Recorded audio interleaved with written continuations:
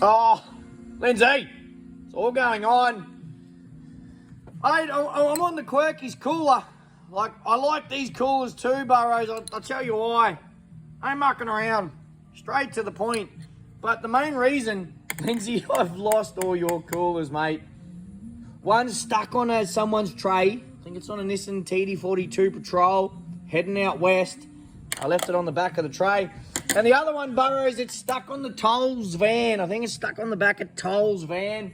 So it's probably gone back to the depot and they've mixed it all up and sent freight to the wrong places. And the airbags are gone missing. And look, we've ended up with an airbag in Darwin. So if your cooler shows up in Darwin, Lindsay, that's just what Toll do. Hey, on a serious note, Lindsay, I thought we'd take you through a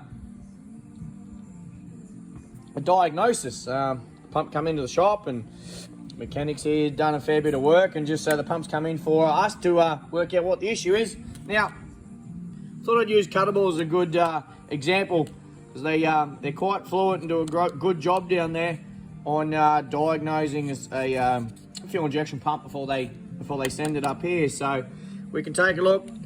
The boys down at Cuttable there, old Matthew, he's checked it all out.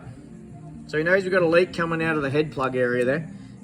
Telling us it's got a Safari turbo fitted. But this is the fault we've got to try and fix. So, or when we tear it down, see if we can work out why. So, engine stalls when returning to an idle after driving for a period at 100 kilometres. So he's changed out the fuel lines, had a hand primer fitted, etc. So now the pump's here, mate. You know, so we sort of got a bit too excited on Friday and we pulled it all apart before I was going to try and make a video, mate, of tearing it down, Lindsay, but the cameraman's not here. He's only here on Wednesday. So anyway, I can show you what we found. So it's already cleaned, Lindsay, and into the room, going to be ready for overhaul next week. But what we did find after pulling this pump down, so it's off a, as you know, HZJ80 that you've seen, but it's an 8350 pump. It's an original non-taco compatible fuel pump here. Now these are the bits that we've condemned, but what it actually come in with was an 8350 with a 2LT aneroid fitted. So it had a 2LT aneroid fitted in it. It's over in this tub here, gonna get cleaned up next week.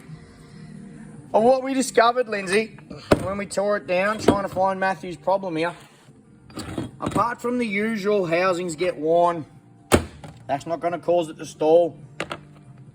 The timing piston, again, it's an outdated piston. You could rerun this 90, but there's a ball bearing crimped in there and they supersede that. So we get rid of that piston, we upgrade that.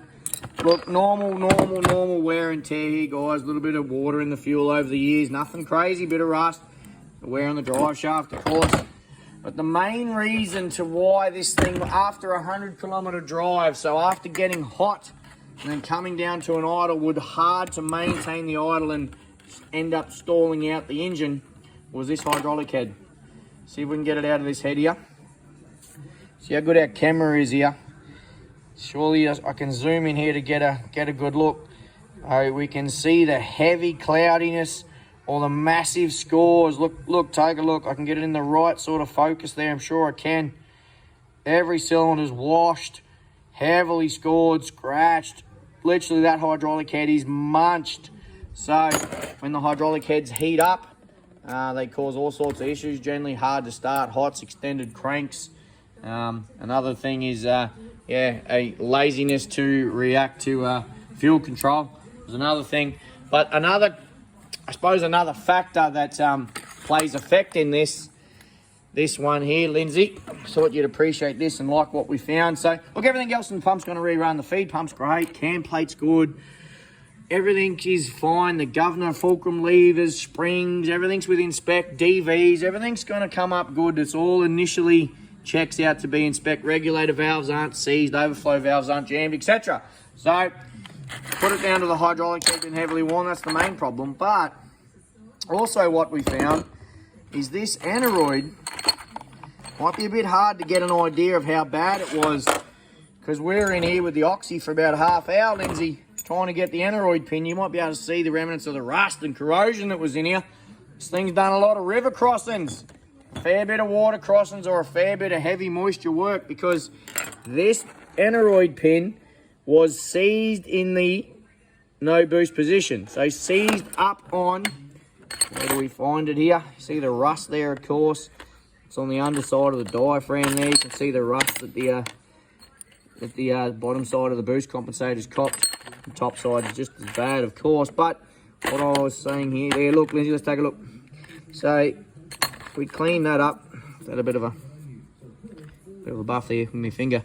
You can see where it's just been fretting there its whole life, really. Look, not its whole life, but for a long time, that pin, the no boost pin or the boost compensator pin, has just been sitting on the no boost adjustment and has not moved. The reason it didn't move, yes, the turbo was connected up to it. The turbo would have been working, but the boost pin was just literally seized into the housing here, seized into the boost compensator. So it had no boost compensator function. Now you can see how tight that is going in there. So we're going to clean all that up and free it up, I guess, and repair it and face it, lap it, and machine it, whatever work we're going to do to get that going.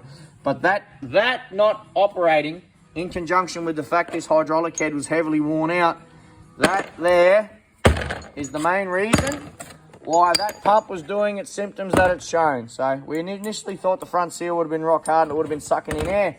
But like mentioned over here, the boys down Cuttable, they've already ruled that out. Not sucking in air. Done hoses, hand primers to the pump, confirmed air coming out of the return to be nil. So that proves the front seal wasn't at fault. Even though, yes, even though the front drive shaft's worn, it still wasn't sucking in air. So we can sort of rule that out. Now we've torn this down and mechanically got an idea of what we found. Once we've torn it down, condemned the head for a heavy failure. And the fact the aneroid there is heavily seized, I'm going to say, and we could replicate it, but we're not going to. We don't sort of want to go to all that work just to prove it out when we can do a dry test here, and we know that that's going to be 90% of the problem here, combined with this hydraulic head worn. Once he's come back from 100 Ks, so after driving for 100 Ks, guess what happens? A lot of heat, heat soak from the engine and from the fuel pump, of course, will bring that hydraulic head to be a problem when it's wanted to deliver its fuel, because it can't deliver its fuel like it can when it's cold, or like a brand new head could be. So again, there's a few other problems we see with the pump here, but we won't touch too much on that, Lindsay. We'll try and keep that for another day. That's initially the findings, mate. Thought you might want to see what we found here and what a lot of workshops sort of what they do before they go and condemn a fuel pump and send it on into us for us to do our side of it. So, yep, the boys down there, they do a thorough job of making sure that it is definitely going to be a pump problem before they send the pump up. And on this case, they've nailed it. Nailed it. The pump is the issue. We'll give that a birthday next week. Quirkies, that's it, Lindsay. You might have to send me some more coolers, mate, because I'm going to be running the Quirkies cooler, I think. It hasn't got a magnet. It doesn't stick to things. So I can't lose it. But it's just, Lindsay, it's just not the same. Although, look, they are on the money, eh? They are on the money with the logo. All right. I thought you'd like a seized aneroid. All right. Tuesday. See you, mate.